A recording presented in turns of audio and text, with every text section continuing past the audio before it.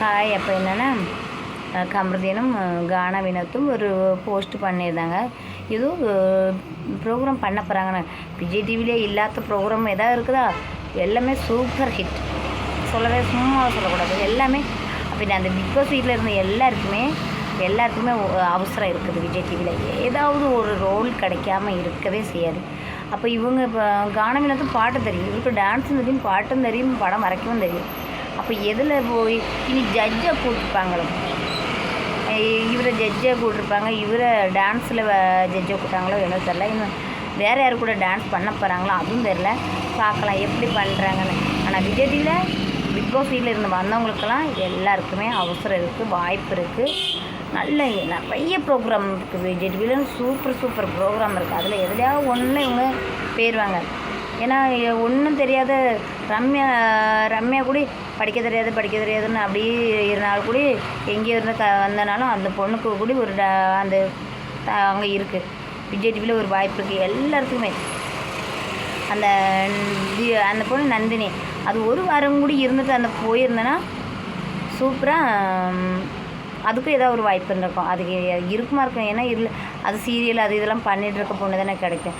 அதுக்கு பிறகு இந்த கமருதீனுக்கு கொஞ்சம் நல்லா டேலண்ட் இருக்குது அவருக்கு.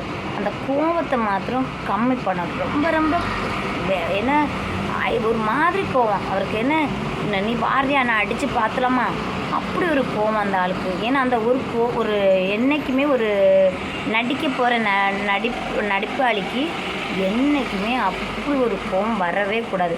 ஏன்னா சோசியல் மீடியாங்கும்போது ஒவ்வொருத்தரும் ஒவ்வொரு கேள்வி கேட்பாங்க. அப்போ அங்கே கேட்குக்கு நம்ம கூலாக இருக்கணும், நம்ம சாந்தமாக இருந்தால் தான் நம்ம அவங்ககிட்ட பேச முடியும். பாருங்க ரஜினி விஜய் மூலமும் எவ்வளோ கருத்து வைப்பாங்க. அதெல்லாம் அவங்களுக்கு கேட்க ஒரு இருக்க ஒரு தன் மண்பான்மை வேணும். இது நீ வாரியா நான் அடித்து பார்க்கணுமா போட்டுருமா அப்படின்னு ஒரு எண்ணத்தோடு இவர் இருப்பார். அது ரொம்ப ஏன்னா அவர்கிட்ட ஒரே ஒரு கோணம், அந்த கோவத்தை கம்மி பண்ணிட்டாருன்னு வேறு லெவலில் இருப்பார். எனக்கு தோணலை அவர் கோவம் என்ன அப்படியே 10 நாளில் சொல்லியிருப்பார். ஏதோ மனசுக்குள்ளேயே வச்சு நடக்க போல ஒரு கோவம் அந்த கமருதீனுக்கு. ஆனால் சரி பண்ணிட்டாங்களா ஏதோ ஒன்று. ஆனால் இந்த உண்மையில் இந்த மாலி பிள்ளைகளுக்கு இப்படி இருக்குமா என்னன்னு தெரியல. ஆனால் அவருக்கு இருக்குது. சரி ஏதோ பண்ணிட்டாங்க போயிட்டு போங்க. நான் அவங்க லெவல்லலாம் இறங்கி வரமாட்டாயா, அது என்னென்னு பேசிட்டு போய் என்னென்னு பண்ணிட்டு போகிறாங்க அப்படிலாம் இல்லை. இப்படி சொல்லிட்டாளா நான் அவனை போட்டு பார்த்துறது அப்படின்னு ஒரு எண்ணம்.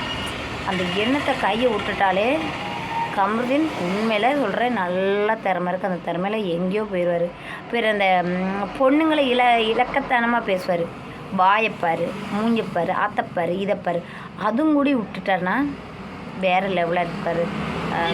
நம்ம இதெல்லாம் பேசின பேச்சு பார்த்தா உண்மையில் யாருக்கெல்லாம் பிடிச்சிருக்கோம். எனக்கு உண்மையில் பிடிக்கலங்க. உண்மையில் அப்படிலாம் பேசக்க ஒன்றும் அந்த வீட்டில் யாருமே அப்படி பேசியிருக்க மாட்டாங்க. பொண்ணுங்களை ஒரு ஈழ்த்தனமாக பேசுறது யாருமே இருக்காது. ஆனால் கமருதீன் நல்லா பேசுவார். அப்போ என்ன இதில் போய் இருக்க போகிறாரோ தெரில. பார்க்கலாம் அவர் கோவத்தை என்ன எப்படி கண்ட்ரோல் பண்ண. இன்னும் நம்ம பார்க்க தான் போகிறோமே சோசியல் மீடியாவில் என்ன பண்ண போகிறாங்கன்னு பார்த்துலாம். காணவினதான் ஆனால் நல்லா பேசுறதுல பேசுவார், கேட்கறதுல கேட்குன்னு செய்வார். அவருக்கு என்ன எங்கே எப்படி நடக்கணும்னு அவருக்கு நல்லாவே தெரியும். அதனால் அவரெல்லாம் ஒன்று யாருமே அடிச்சுக்கிறதுக்கு ஆளே இல்லை. அவர் வேலையை பார்த்து அவர் வேலையை பார்த்துட்டு போயிடுவார். ஆனால் இவருக்கு தான் இவர்கிட்ட இருக்கவங்களும் பயப்படணும், அவரும் கொஞ்சம் பயமாக தான் இருக்கணும். அவ்வளோ இது இல்லை. ஃபேன் இருக்குன்னு சொன்னாலும் அவரே எடுத்துக்கிடுவார். அவரே எனக்கு நீங்களாம் என்னடா டே அப்படின்னு போல் கேட்பார். அப்படியே பண்ணுவார். ஆனால் பார்க்கலாம்.